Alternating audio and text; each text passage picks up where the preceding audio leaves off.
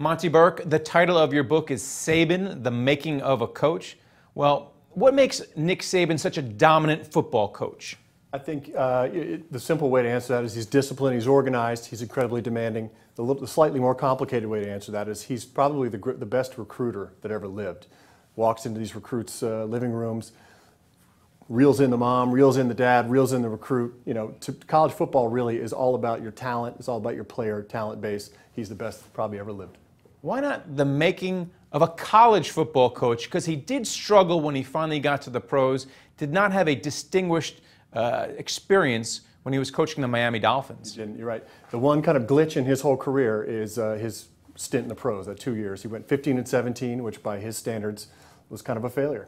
Actually, if you kind of break those 2 seasons apart, though, the first season he went 9-7 with not a very good quarterback, so that's actually a pretty good coaching job. The second season he had a choice: Dante Culpepper, Drew Brees. He made the wrong choice. He chose Dante Culpepper. If he had chosen Drew Brees, we probably wouldn't be sitting here talking right now. But are the games that different that such a great college coach can't do well at the pro level? To a certain degree, the pro game is about the players. You know, free agency has really made it kind of about the players. The college game is about the cult of the coach. So when Nick Saban got to the pros, he had some players who were making more money than he did, or he was, and you know, had more power than kind of he did. When he gets to college, he has control over these kids. He's the one who gives them the scholarships. He's the one that wants to mold them into players and men. But he loves them and he leaves them. He was at Michigan State, got a nice pay package there and he left. He was at LSU, won a national championship there and he left. So what does this do to the kids he leaves behind? They're not very happy, and neither are the fans or the alumni, and probably mostly because he's such a great coach. You know, he leaves behind a lot of ill will when he leaves these places. One kind of common thread through Saban's career is that he's always felt a little bit underappreciated. You know, he's always felt like that the alumni, that the administration at these different universities haven't kind of showered him with enough praise or money. I think now at Alabama, he's found that now. I think that he's getting enough money, and I think that they have showed that they really do appreciate him. Well, he's certainly showered with money down in Alabama. He makes over $7 million a year. I think he's one of the highest paid public employees in the country. Is he worth it? I think it was interesting. I've interviewed a lot of Alabama trustees and boosters to ask that very question. And to a man, they all said, don't print this, but he's probably way underpaid. Actually, one guy did let me print that.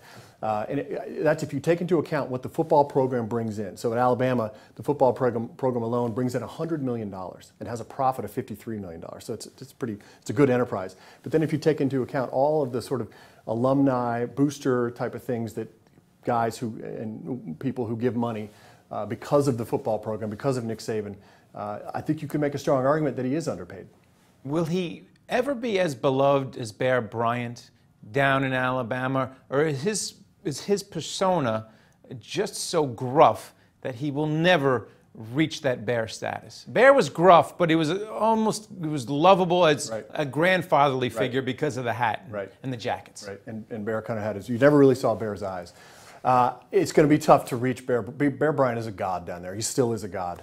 You know, but that type of love is kind of tinged with nostalgia. I mean, I think they love Bear Bryant because we only think now about all the good things, right? I think Saban's got a shot. You know, he's not there yet. He's not as warm as Bear Bryant. He's a little bristly, especially in public. But, you know, if he stays at Alabama and he wins a couple more national championships, I don't see why not. He is not a fan of your book. He's come in the press. He's been outspoken that, you know, other people shouldn't write his biography. What's your take? Is this just a big ruse by him, a way to get the attention off it and back on the program, or is he just basically a miserable guy? I think there are two things at work here. I think I'm the very definition of clutter to him right now. He wants to focus on football, so he's like, I'm going to make one definitive statement about this, and that's it. I think another thing is that he just clearly hasn't read it. You know, his autobiography, by the way, will be fascinating. It will have lots of stories in it. This biography, and talking to more than 250 of his friends who know him very well, Bill Belichick, college roommates, best man at his wedding, you know, you get a sort of rounder picture of a man. And there are a lot of stories in my book that, you know, he won't be able to write about, both flattering and unflattering, in his own autobiography. So I'm hoping someday he'll sit down and actually read it and then see what he thinks about it.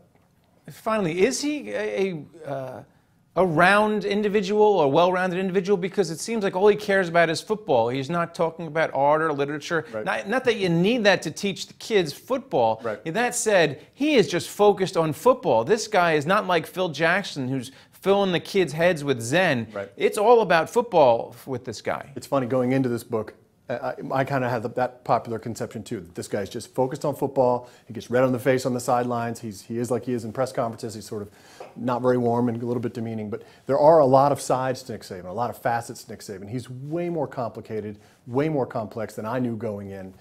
You know, he has a real human side. And I think if anything, this book will humanize him to a certain degree and maybe, you know, even develop a little bit of sympathy for reasons that he is who he is. You know, this book's about a man's success, about the motivations, about the factors that go into that, but it's also about the cost of success. I mean, it takes a lot. I'm not sure he has time enough to be, you know, an art major and to be talking about Matisse. So, All right, well, thanks a lot. Congrats on a great book. Appreciate it. And thank you for watching The Street.